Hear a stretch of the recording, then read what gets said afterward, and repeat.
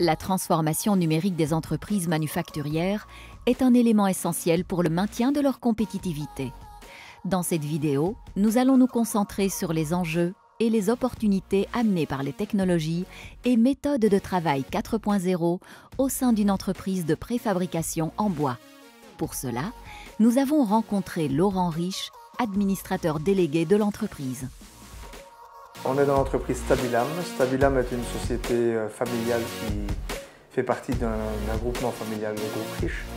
Stabilam est spécialisé dans la fabrication et la conception et la construction de maisons en bois, bâtiments en bois. De quoi se constitue votre chaîne de production ? Toute notre chaîne de production passe par un stockage de matières premières, rentre dans une ligne de débitage et d'optimisation de la matière avec des systèmes de scanner. On va rentrer dans de l'aboutage, du rabotage et là on commence à avoir des produits semi-finis. Et avec ces produits semi-finis, on va rentrer dans des commandes numériques CNC qui vont faire tout ce qui est entaillage sur base d'un bureau d'études qui aura fait de la conception 3D. Avez-vous rencontré des difficultés pour convaincre les collaborateurs ? On n'a pas eu de difficulté dans l'entreprise à instaurer le digital. Le plus difficile, c'est de garder la rigueur, parce qu'aujourd'hui, s'il n'y a pas de rigueur dans le digital, ça ne fonctionne pas. Ou alors il y a trop de contraintes et ça devient quelque chose qui n'a pas de souplesse. Dans des entreprises comme les nôtres, il faut garder la souplesse. Quels sont les bénéfices du numérique ? L'opérateur qui est sur la ligne de débitage, qui pendant toute sa journée voit défiler devant lui 12 000 mètres de planches et qui doit les tracer à la craie parce qu'il a vu un nœud, un défaut, et il doit se souvenir à la fin de la journée, tu ne sais pas être performant, c'est pas possible. Aujourd'hui, ce même opérateur qui avait la connaissance qualitative mais qui est sur une machine qui le fait pour lui et qui n'a plus qu'à contrôler et à faire des prélèvements pour voir si la machine le fait convenablement, c'est plus valorisant que de juste voir passer ses planches et ses planches et ses planches. Et la pénibilité est moins forte aussi, donc ça peut que être positif. Le digital a permis d'optimiser en fait toute cette gestion de stock et cette matière première. Et la ligne de production au niveau du scanner nous permet aussi de valoriser vraiment la ressource au mieux. Certaines améliorations sont dues à la mise en place d'éléments non numériques. Pouvez-vous développer ? Il ne faut pas penser que le digital est la clé de toutes les solutions. Il y a des choses qui sont excessivement simples, comme des couleurs d'étiquettes pour définir des qualités de bois, comme des petits cubes pour mettre des numéros et identifier de l'empaquetage, comme des lampes, juste des lampes qui s'allument pour donner une information.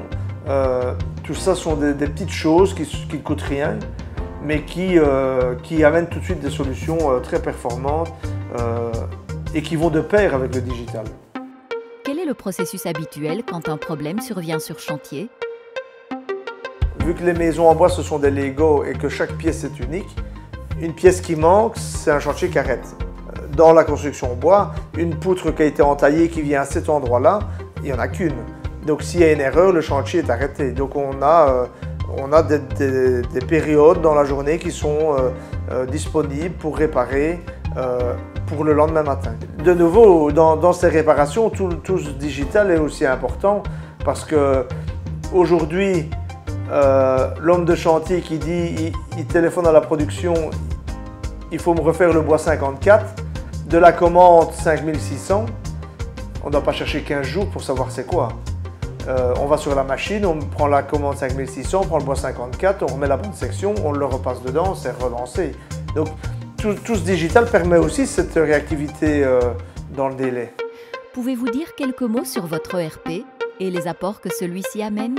Ce qu'on a essayé de faire, c'est avec notre ERP, c'est d'arriver à avoir des étapes suivant des rapports ou suivant des actions que les gens font, le dossier évolue tout seul.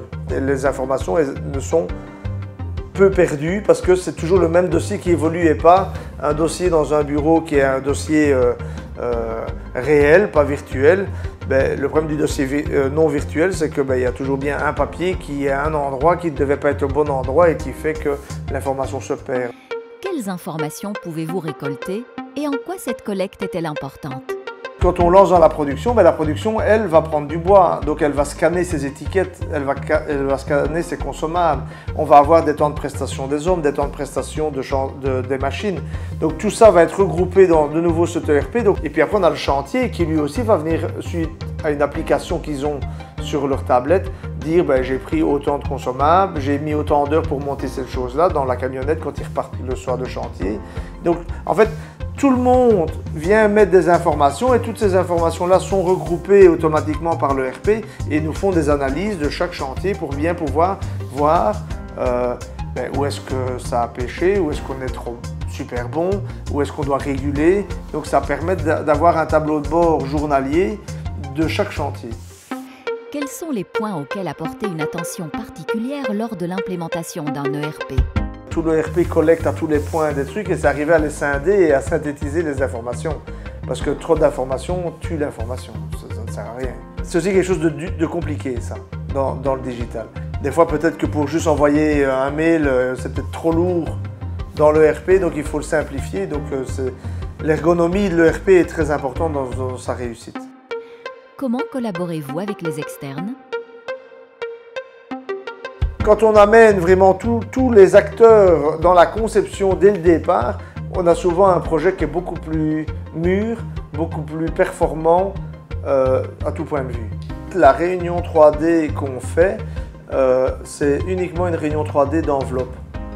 Ce n'est pas d'un système constructif parce que lors de ce dessin 3D, de ces enveloppes de construction, on va déjà nous là pouvoir faire un choix en disant vous aviez prévu de faire une ossature ou un poteau-poutre, mais si on le faisait en CLT, ce serait beaucoup plus performant économiquement et structurellement. Donc ça nous permet de pouvoir changer. C'est vraiment l'ADN de l'entreprise, c'est d'avoir tous ces choix constructifs qui sont là à notre disposition et de les utiliser, de les mixer, de les marier, de faire des hybrides parce que on va amener vraiment la meilleure solution aux clients et au bâtiment.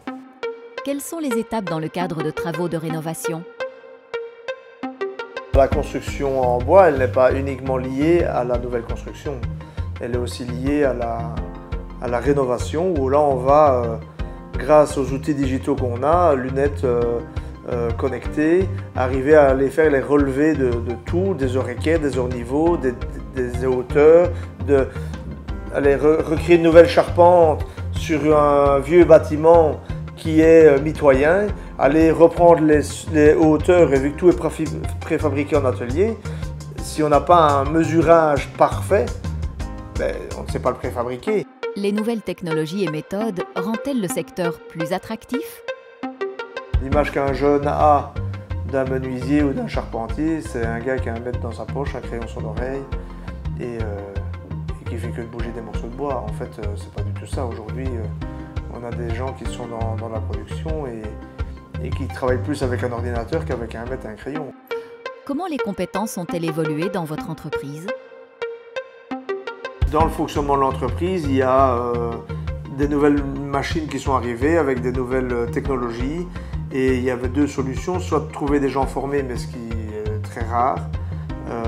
Donc le mieux et le plus pérenne, c'est de trouver des gens qui sont déjà dans l'entreprise, qui la connaissent et de leur faire monter en compétences pour évoluer dans l'entreprise. On a par exemple un opérateur machine qui est menuisier à la base. Maintenant, il n'est plus sur les machines ou il n'est plus dans l'atelier, il est dans un bureau et c'est par lui que passent tous les fichiers machines et qu'il optimise pour les machines. Donc c'est des compétences qui n'existaient pas, qu'on ne trouve pas de formation et grâce à tout ça, on arrive à faire monter des gens.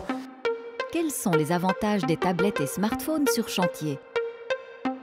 C'est que par exemple les hommes sur chantier, quand ils ont un problème, ils arrivent à avoir, ne fût-ce que si c'est que des explications, à pouvoir se mettre en vidéoconférence directement avec la conception sur le chantier en disant regarde j'ai ce problème là, regarde là comment est-ce que je fais, ça s'emboîte mal, je ne comprends pas. Ou ça permet aussi de, s'il y a des pièces à réparer, d'être directement en liaison avec la production via les canaux numériques pour avoir beaucoup plus de rapidité et être sûr de refaire les bonnes pièces directement. Comment intégrez-vous l'éco-production dans votre entreprise ? On a déjà une gestion de notre matière première grâce à nos scanners et à nos systèmes d'aboutage qui fait qu'on valorise au mieux la ressource. Après, tout ce qui est nos déchets de production, tels que copeaux de rabotage, chutes de bois, est valorisé dans un premier temps en combustible, en briquettes compressées.